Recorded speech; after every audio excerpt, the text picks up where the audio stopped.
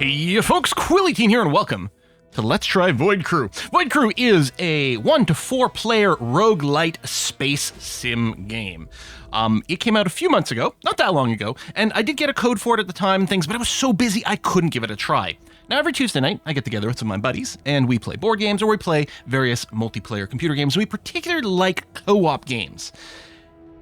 And we have played Pulsar, Lost Colony, which is an excellent multiplayer space sim. I've played Artemis Starship Bridge Simulator, is I think the full title of it, with some friends, and that's also excellent. We've played Deep Rock Galactic, also good. Well, if you kind of want a mashup of all those things and yet something that is still distinctly unique, Void Crew might be the way to go. So I actually haven't played multiplayer yet. I've just played a few little practice games solo, to get used to the mechanics, and it's pretty fun. I suspect it's going to be amazing in a group, but let's go ahead into, I'm just going to host a private game here with no players. It's just going to be all by myself, and we're going to do maybe one quickie little mission to give you an overview of what the situation is.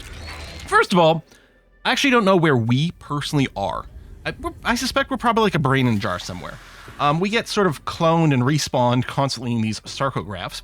Including right now, this is the sort of lobby area of the game. And this is a place where if you have played Deep Rock Galactic, might feel kind of similar. This is where we're, planning things out, getting ready for our mission. I think the visuals are very effective here. I mean, this is not a AAA price game. I'm not expecting AAA price graphics, and yet it's not bad. I like it.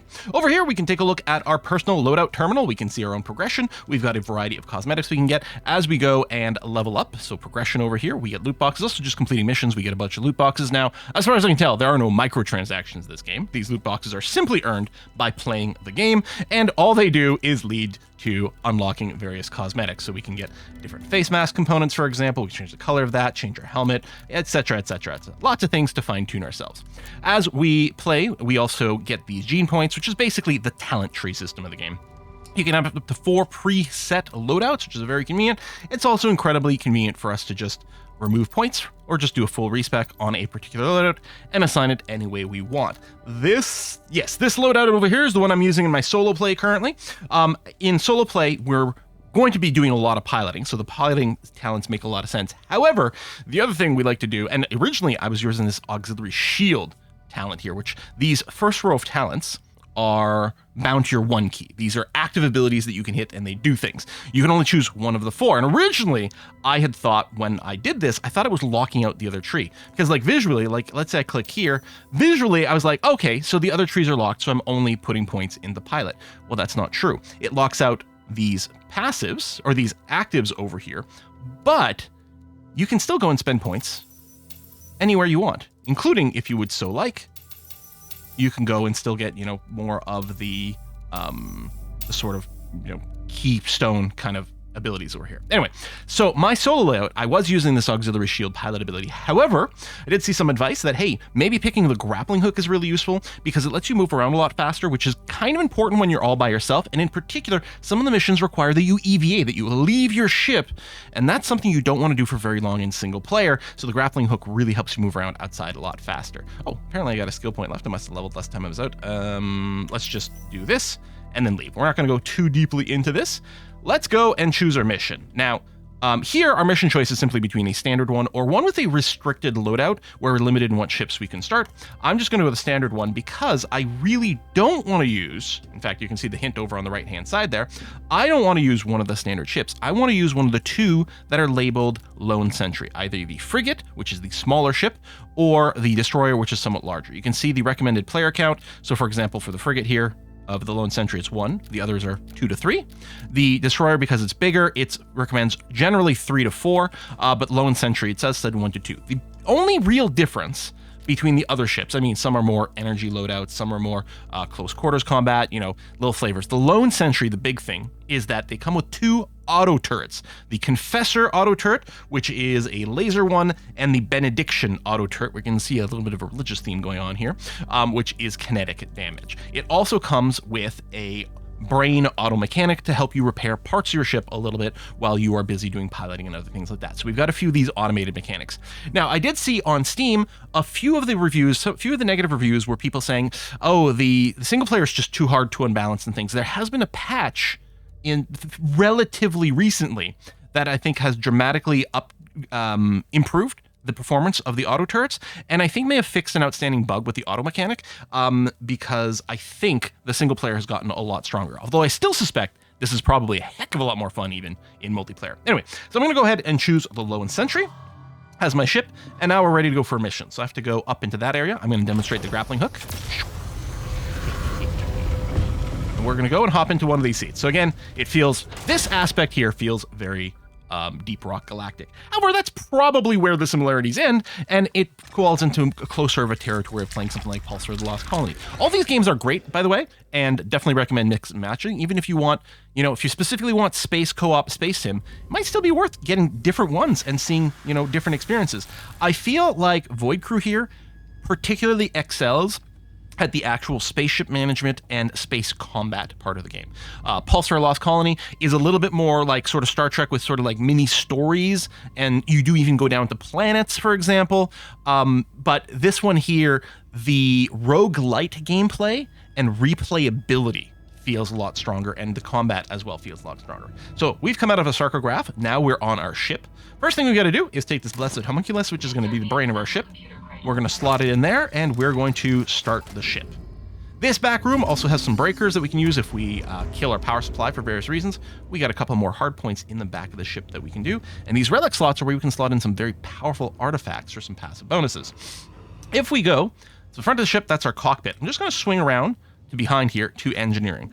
First of all, over here, we do have a panel for life support. It's actually currently off. In fact, everything on my ship is currently off. And you look at the top left corner of the screen, you can see the numbers 0 of 6. 6 is how much power I can do. And if we look down in the middle of the screen to this basic life support panel, you can see this uses 1 power if I turn it on. So I can do that. The interesting thing is you really actually don't need the life support on all the time. At the bottom left corner of the screen, you can see my O2 amount and my the temperature meter. You only really need to worry about turning these on if those start to drop. If you have lost some oxygen, maybe because of an airlock incident, or if you're in a zone of space that might be extra cold or extra hot, you might need more active temperature management. But the rest of the time, you can save some power by leaving this off for a good portion of the game, which is interesting. You'll notice these calibrate panels all over the place. These let you give a boost. You can see if I do this enhancement, it will boost the effectiveness of my life support by 1,000% for 4 seconds. If I activate it with F, you just play a little mini game here. This is something the engineer will probably spend some time. You can do this. So in a situation where there has been an environmental failure, not only might you want to turn it on, you might want to do an enhancement panel boost. But I'm going to turn that off for now. And we're going to open the door into the engine room. So there's a couple of things we can see here. First of all, we've got an objective to charge the void jump, which we're going to do because we have to jump to the first sector to get anywhere and do anything. And I can also calibrate this to boost the charge time. Now, if you fail that little mini game, it'll actually give you a debuff to whatever system it's going on, so it would actually charge excruciatingly slowly. The engineer will be spending, I suspect, a fair amount of time, A, repairing things in combat, B, doing enhancement panels where appropriate, although they do have a cooldown, so you're going to want to use these strategically. And the other thing that happens is as your ship moves around, it can fall out of trim. Your engine can fall out of trim, and it needs some constant tinkering and adjustments. That's what these circular wheels are, as well as levers like this one. There's one there. Another circular one back there and over there. There will be lights over here that will show you if any parts of the engine are out of trim. And when you're actually piloting, you'll actually see a display indicator showing that you're out of trim, because what it's going to do is dramatically reduce your engine power. Not only your speed, but I think also your maneuverability. So it's going to be important to maintain that. The engineer can also charge the thruster boosters. We're going to go ahead and initiate the charge. It doesn't take very long for these guys to charge up. We'll get an audible notice when those things are charged. Going into the midsection of the ship, over on the starboard side over here, these are auto turrets. So we're going to turn them on. The Confessor and the Benediction auto turret. In a non-solo ship, these would actually be like stations that your weapons officers would sit in and occupy. Now over here, we've got the auto mechanic, which again, I can turn on. I'm actually going to move this. If ever we get another auto turret, I'm going to want to put it on the same side. I'm going to want it on starboard side as well, because we're going to have all of our probably broadsides over there. There's something to be said about putting guns on both sides of the ship so that you can fire in both directions, but I think I would prefer concentrated fire on a single side. So I'm going to go ahead and deconstruct this auto mechanic here. By doing this, we're going to put it back into a box. While that's happening, we'll check the left-hand side of the ship. This is the gravity scoop, which takes 2 power. It's also not a critical system. in that lots of times we might be happy to have this turned off. In particular, in multiplayer, I think it'd be quite convenient to have these turn on and turn off, as needed. Single player can be a little difficult to run back here and toggle these as we need, but we'll see. This can also be calibrated to give a boost. Anyway, this is now in a box, so I'm going to go and pick up this, and I'm going to move the auto, I'm going to put it here. This is going to be the auto repair system. We'll just drop it here and then construct, clear the area, let that pop out, and we'll wait for that to turn on. Actually, let's go down here first. This is the airlock. We're not going to head outside right now, but we can open this. Here's our EVA jetpack. You definitely want that before you go outside. And yeah, you can close the door, depressurize the airlock, then open the exterior door and go out in the ship. You need to do that on some missions, need you to EVA, but that's also how you repair the hull outside of the ship. We've got some shelving over here. It does have an Animus crate and a hull repair plate. The Animus crate is how we make new modules. For example, the ones we were just looking at over here. Oop. Go. I want to look at the auto repair system. I definitely want this turned on. This auto repair system can do one of 3 jobs at a time. It can either fix defects, which is the left mode. So if I go and do this, so now it's fixing defects. So these are damage that the ship has taken in combat, but internal only. That is impacting some various subsystems. In the center mode, it's handling engine trims. So it's doing what I was talking about with the engine room back there, handling those levers to make sure our engine stays in trim. And the final thing it can do is it can recharge the thruster boosters as needed. I personally like to keep this on the engine trim mode so that my performance doesn't degrade. You can also go and do a calibration here for faster repair. This only procs, I don't know how often, maybe once every 30 seconds. It's not very speedy, but it does help you in single player. All right, guns are on. We've got that. I want to go back to the airlock. The other thing opposite the shelves that we've got here is the fabricator. This is how we create new systems for our ship. So, for example, we should use alloys over here. We can get alloys by recycling all kinds of different materials in here. For example, as an example, I'm going to take this hull repair plate. I'm going to throw it in here, and I'm going to recycle this. It's only going to give me 1 alloy. Is this a good thing to do? Probably not, but I wanted to give it to you as a demo. There we go. So now I have 2 available alloys. Thank you very much, computer. And what can I do with it? Well, I can generate some ammo crates. My weapons don't currently use ammo, so I don't have to worry about that. We can also spend 20 to build a common blank Animus crate. Now, I have one. If I were to go and throw this in here, the display automatically goes to the description tab. This is how you inscribe this Animus crate. And I can make either a weapon. Now, I can only do tier 1s because this is a tier 1 Animus crate. It's the common one. I can craft the common ones with 20 alloys. If I upgrade the fabricator, which takes 25 alloys to do, then I can start making Mark II modules, which would include the Mark II, the level 2 version of the crate, and then that would enable us to do the level 2 versions, the other things. Now, these guns here are not auto guns, so I'm not going to bother crafting them. Under defense, we do have some interesting things. We've got the shield. We've also got a point defense module for missiles. And under utility, we could do more grab scoops, but I'm not going to do that. More life support, but I'm not going to do that. A power generator is quite interesting because that would enable me to burn more things at once. Right now, what I would love to do is get the shields and then a power module to power the shields. I can't do both. I will go ahead and craft the shields though. And this protects your ship in 3 arcs. It actually doesn't do the entirety of the ship. So let's say I put it on the left-hand side of the ship. It would do the left, the front, and the back. I'm going to go and just, that's the wrong side of the ship. I'm going to go and install it in the back of the ship actually, because I'm really very rarely take any shots directly up front. I can see what's coming in front of me, and I can generally avoid anything there. Mostly, I want this on the side that I'm going to be facing the enemy, which is going to be my starboard side over here. But yeah, it's going to handle the other 2 sides as well. So I'm going to go and turn this on. So that takes 2 power. You can see it's going to exceed my power. If I wait too long, it's going to start popping circuit breakers. So I'm just going to come over here. I'm going to turn off the grav scoop. There we go. So now I'm at 5 to 6. Now operating within acceptable levels. So then what I need to do is enable the shields on these different arcs. Excellent. There's a socket over here for a power cell. If we get some power cells, we can use that to give the shields better recharge rate. And then the power cells, when they're empty, can be charged over in these sockets over here. Yeah, shields are coming up. Lovely. Now let's go to the front of the ship. And the upper part here, first we get a little navigation section with the astral map.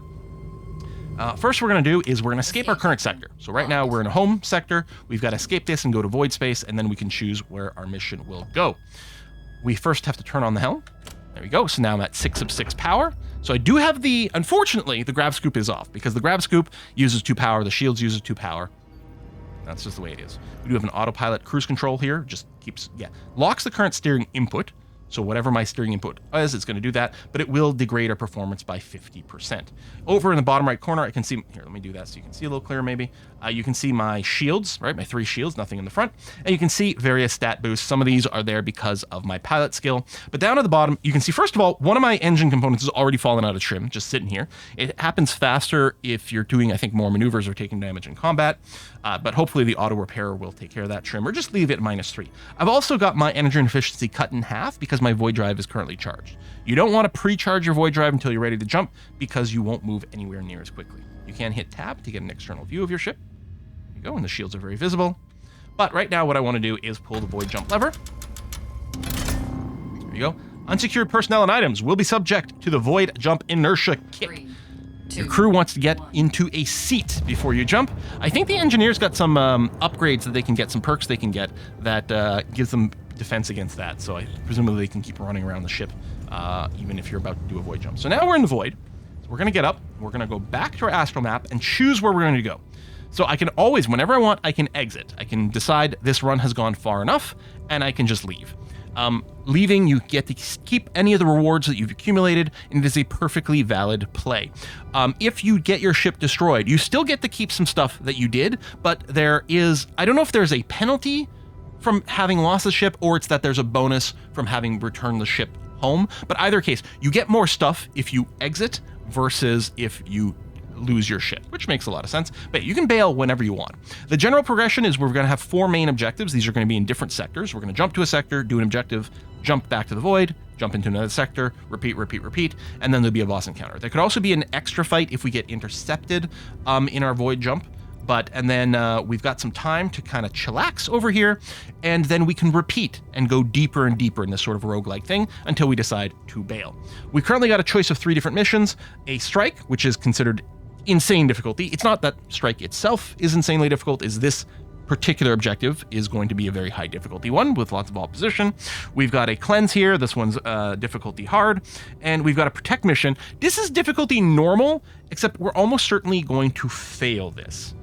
But I think I'm going to do it anyway. You can see they have different rewards. So this is going to be a reward of a minigun. This is not an auto minigun, so I'm probably just going to recycle it. Over here, we can get a relic, which would increase the charge speed for our directional shields, but our circuit breakers would trip faster. Actually, that actually seems quite good for us. I kind of want to go there. So yeah, hard difficulty, 40% chance of asteroid storms, 60% chance of heat storms, which would be really bad with forced to turn my my life support on, but I might have to.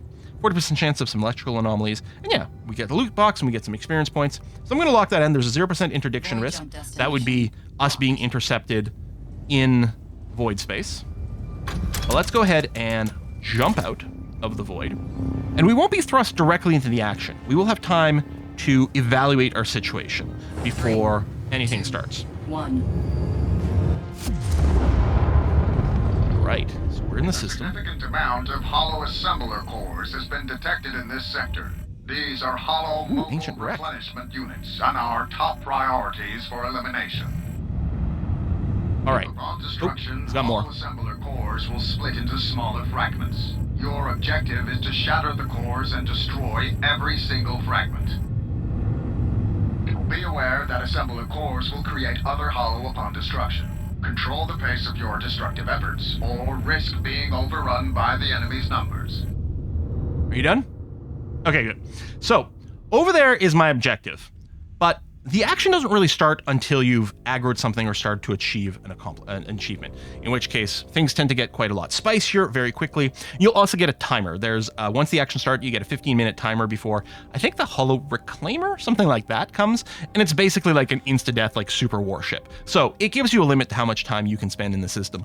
Once you start working on your objective, until you start shooting ships or, otherwise trip your mission objective, everything's going to be kind of chill and relaxed. So what's going to happen, as I've spotted, there is a old wreck over here that we're going to go visit for some extra loot.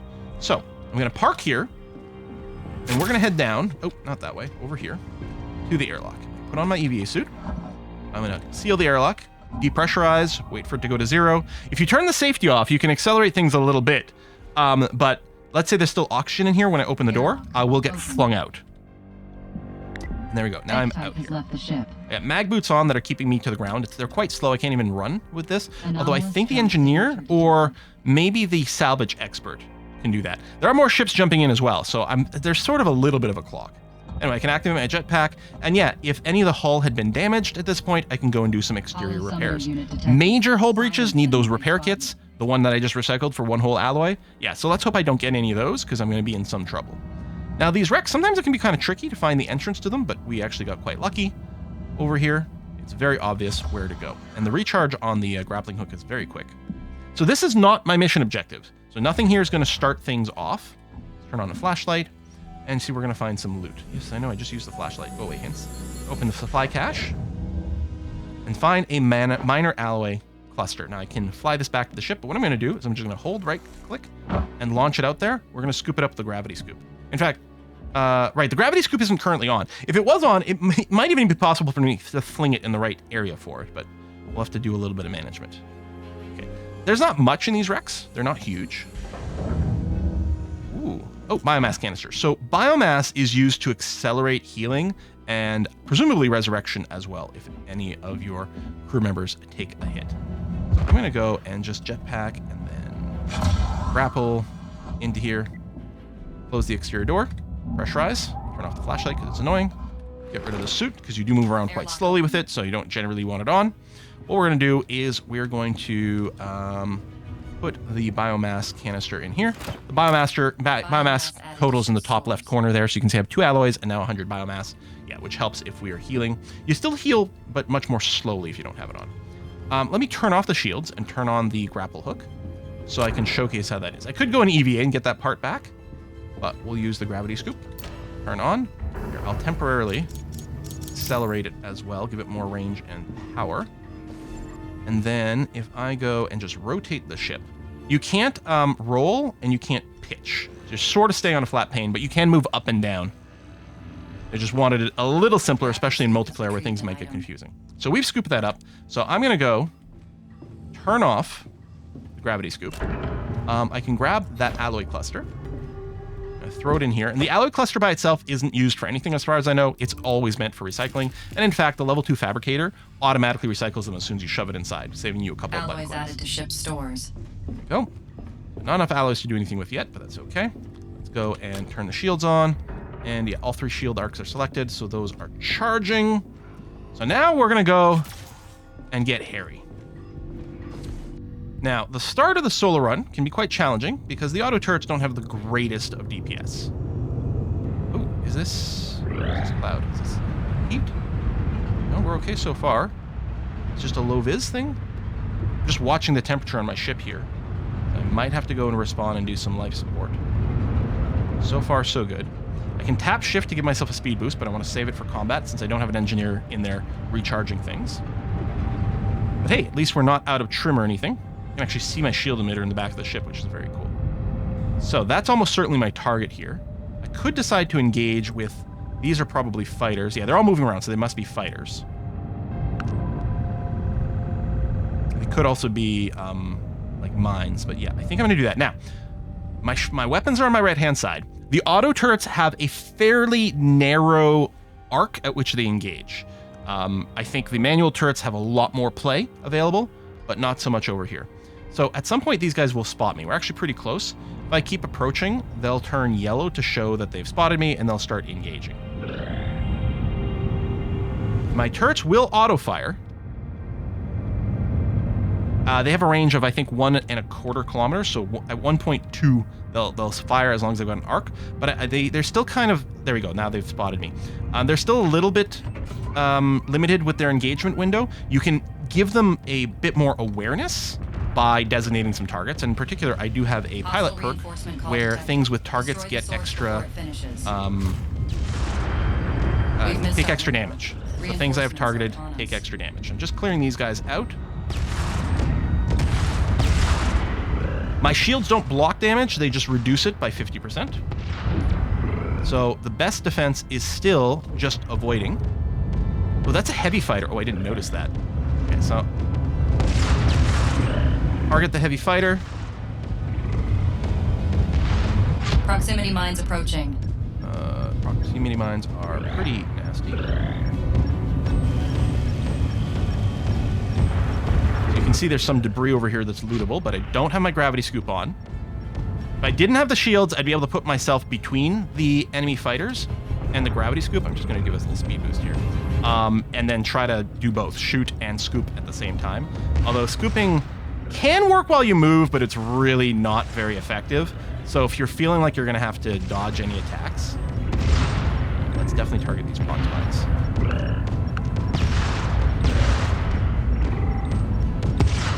Anomalous jump signature detected. Yeah, someone else is coming in. Okay. We're going to go and Proximity mines approaching. set our target.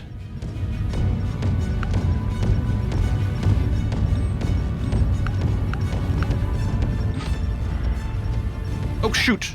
Shoot, shoot it!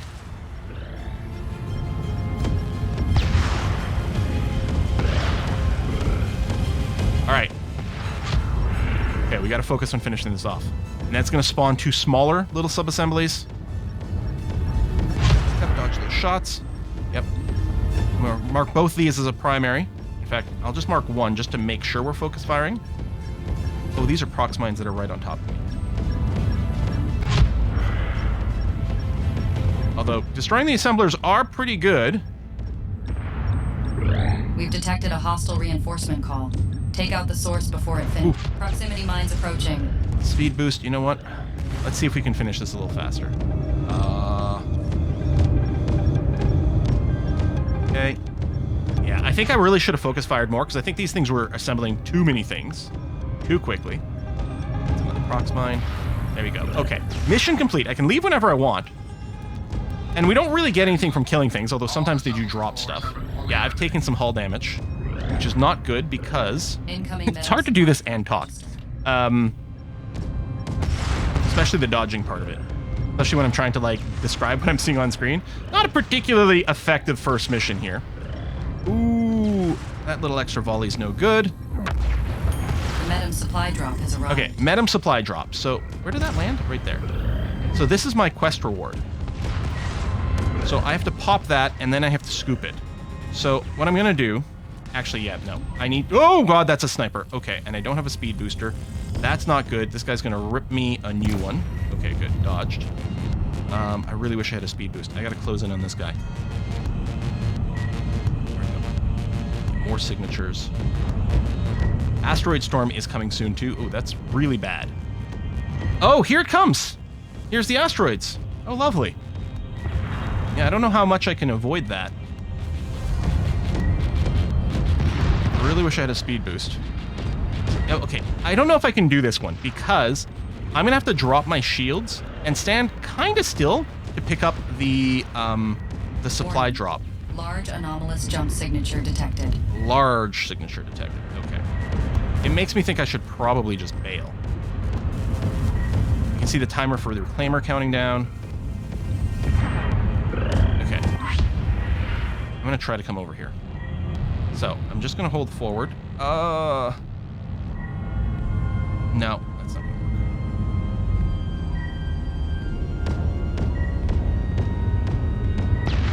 I need to blast these some more. Oh, that's a destroyer? That's not good. Kind of feel like I should probably just go. Even though the reward for that was pretty good.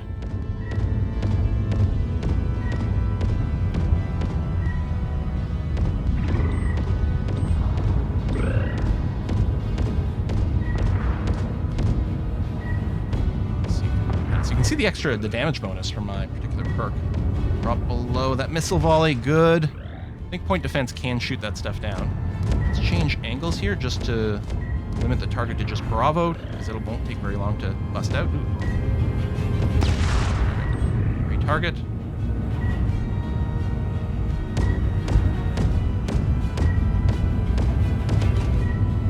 Okay, take this guy out.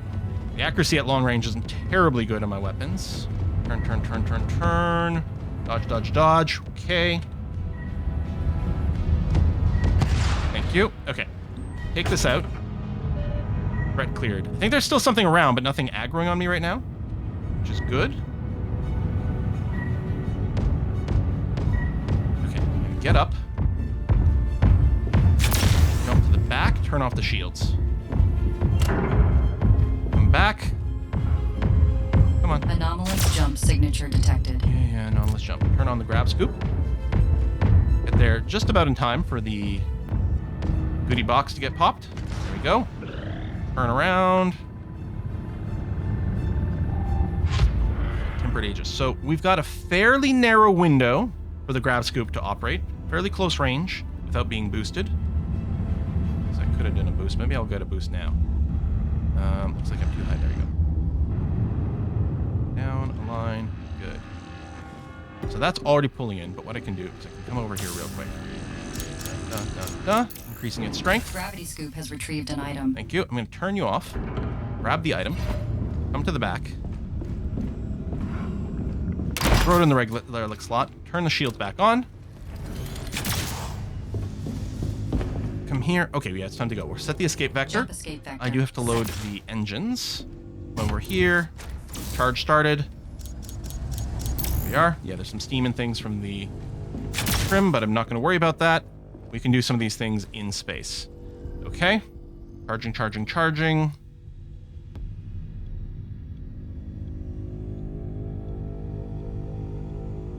I do actually want the alloys. You know what? Just a minor one, and we might take some more hits. We're not gonna. Let's bail. Okay. So that is objective 1 complete. Now, we've taken some hull damage. I can, first of all, I do have a defect on the ship, which I can go and repair in the void space. There you go. I'm already locked in for the experience in this gift, which is nice. And then I could choose the next mission. Let's say the next one would just be this easy one. Void jump destination. Well, we have a defect over here, just a superficial one. I'm going to repair this with a little mini game. Now, we've also got a minor hull breach. If I tried to EVA right now, I would die. The void is not a place where humans can EVA. But since we do have time before we get attacked, you know, before we engage anything at a start of a mission, that is a time when we can go and do those external repairs. 3, 2, 1. I'm impressed by the very much lack of a load screen. We need to complete a strategic retrieval task in this sector. There are heavy hollow units stationed around progenitor research sites. We must recover special quantum data shards from these research sites. Yeah, this is one of the EVA heavy mission, which is very scary because as soon as I unlock the vault, it will start enemy spawns, and I'm going to be out of the ship looking for things. So that's not ideal. Hard to do solo. Hard to do solo without your ship taking a little bit of damage while you're away trying to get some loot. There we go. Seal that in. Got the EVA. And we're done. Yeah, freezing. It hadn't quite repressurized completely by the time I took the suit off, but not enough to actually do any damage to me. So there you go. There's a quick little demo of Void Crew. What I could do at this point is be like, you know what? I'm scared. I don't want to deal with this. I'm going to set an escape vector. Yep. It will result in objective failure. That's going to be fine. And then once I get to the void space, I can set a course for home. And that'll end the mission. Oh, I can't do another enhancement here because I've done it already, but that's okay. And yeah, if there's anything, there is one thing out of trim. Yeah, right down here. Do that. There you go. Board is clear. Nothing's out of trim. So there we have it. So yeah, I'll just jump to void space and then jump home, completing the mission, lock in my XP, and call that good enough. Folks, I hope this little look-see is good. I am hoping to grab some footage of my multiplayer game with my friends. That sort of footage can be very just loosey-goosey. We're just playing to have fun. I'm not playing to make a video as a primary, so it's entirely possible that I won't be doing a follow-up video with the multiplayer, but I did want to at least make sure I locked in one little video demo. I suspect it's still going to be very hectic in multiplayer, but it feels especially crazy in single player. I just realized there are shelves here.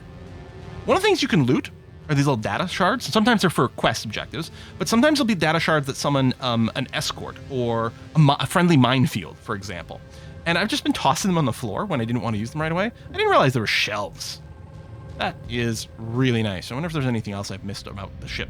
I don't know. Oh, I did mean to show there are little mod slots over here for your weapons. You can craft mods.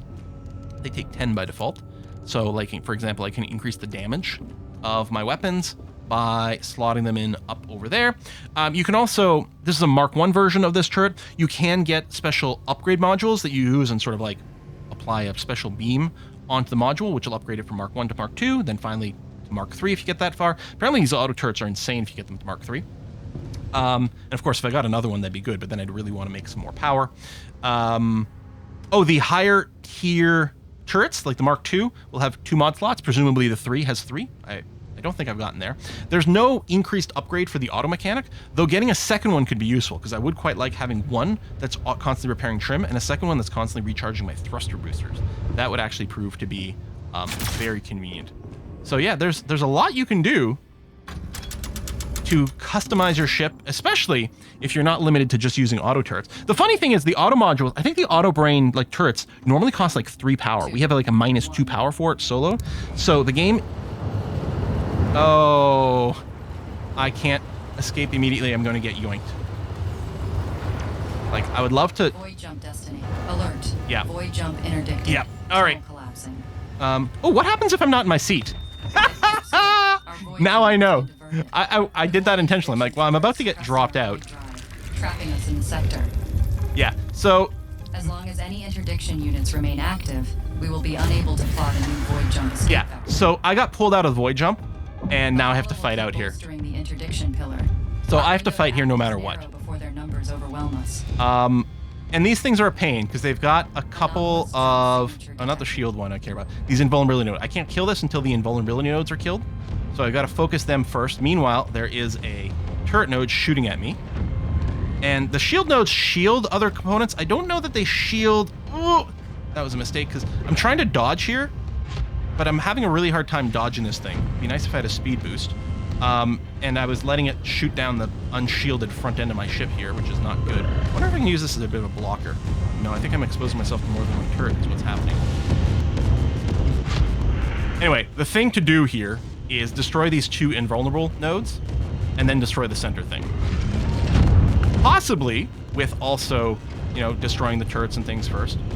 In my experience, just destroying the invulnerability nodes ASAP is the way to go. Proximity mines approaching.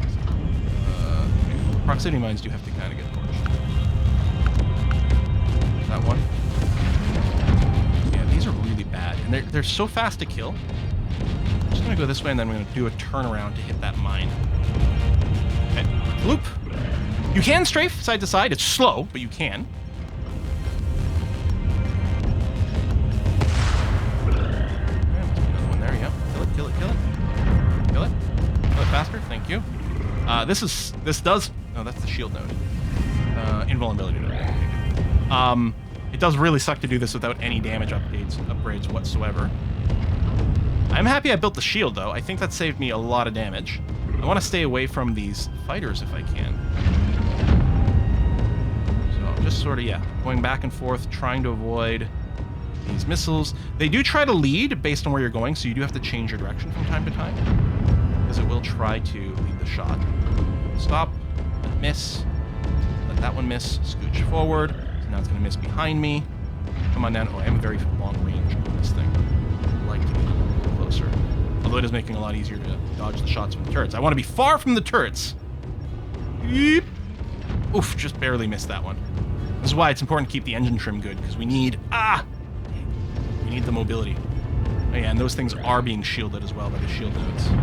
Okay, that's done. So now, this is now vulnerable. Although it is being shielded. I might have to deal with these fighters. Fighters are also being shielded. Ooh. See, I just wanted to end the video. Now I got a whole extra fight to worry about. Zap, zap, zap. I suspect there might be like weak points and things to fire at for some of these things. I think that is a mechanic that exists with the bosses. So it might also... By the way, the boss fights are pretty crazy. It might also exist here, but I can't manually target the auto turrets. Right? They just shoot wherever they go, and I don't know if they try to find anything. Yes, I know the hull integrity is dropping. Oh, I would love to go and thin out the opponent, but the problem is they keep spawning more.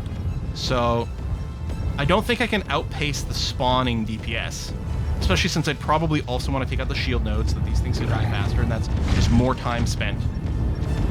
And honestly, if I had more DPS, why wouldn't I just nuke this faster? I would love to get the loot out of this, but unfortunately, that's not really an option. Okay, I'm going to go full speed ahead. I'm going to hit the autopilot, Helm cruise mode which enabled. only works to about half the speed. And we're going to lose even more speed here as our engine begins to charge. Oh, no, that's still on cooldown. Dang. I have to plot an escape vector. Escape vector. I have to get back in the seat, and now I have to try to not die Cruise mode while disengaged. I'm just plunking around super slow. That's my escape vector. We will auto turn to face it when I engage the void jump, but I want to already be facing it if I can. 62%. Let's see. I'm down, up. Ooh. There's even wreckage here to loot. I'm not going to loot any of this stuff. I'm just going to try to get out of here alive. I don't know if there's anywhere on this screen where I can see the charge level. Keep hitting tab and then checking. 100%. Pull the lever, Kronk. Let's get out of here. All in all, actually, not the worst engagement in one of these towers. I mean, certainly the first time I ran into it, I died because I didn't know what to do. I do get some experience from doing this. I didn't get any loot. We could have, if our void scoop or gravity scoop had been up, we would have. But that would have meant not having the shields, and we definitely would have taken damage. Later on, when we have more spare power on the ship, I think we've got a lot more flexibility. But yeah, we're just going to go and plot an escape vector. Void jump destination locked. And we're just going to go home and end the mission and book our XP. Folks, thanks a lot for watching this little video on Void Crew. I think it's lovely. It's not very expensive. I do still want to give a shout out to Pulsar the Lost Colony, which definitely doesn't look as good, and the space combat is not quite as visceral as this, but it still ain't bad, and there's some other different mechanics that are quite cool. Starship, or Artemis, Starship Bridge Commander or Simulator, whatever it's called, looks terrible and is kind of hard to set up the multiplayer for it, but can be very rewarding. Obviously, Deep Rock Galactic is, you know, it's not a space sim, but it's got some of these aspects in there. There's lots of great games, but I think Void Crew absolutely stands next to them, and possibly has more replay value than the others. I mean, the objectives here, I do see repetition already, right? But the same applies to those other games, and the number of objectives is already higher and more varied. Oh, we got some breaking news. I think it's going to be news about how we failed in our mission here. Look at the tie on the brain in the jar. All the forces destroyed again. The undying children of Metin return with a... Apparently, this was considered somewhat of a success. I mean, we didn't lose our ship, right? We blasted things and we didn't lose our ship. And now we could go ahead and open these gift boxes, for example, and see what's inside. Hey, I've unlocked a new armor pattern. Green color for my projector. Oh, you can get duplicates. Oh, I got extra XP from that. Oh, okay. All right. So there you go. I don't know. Maybe I have hit duplicates before and just hadn't noticed. I do quite like green, actually. Maybe I want to change my suit color.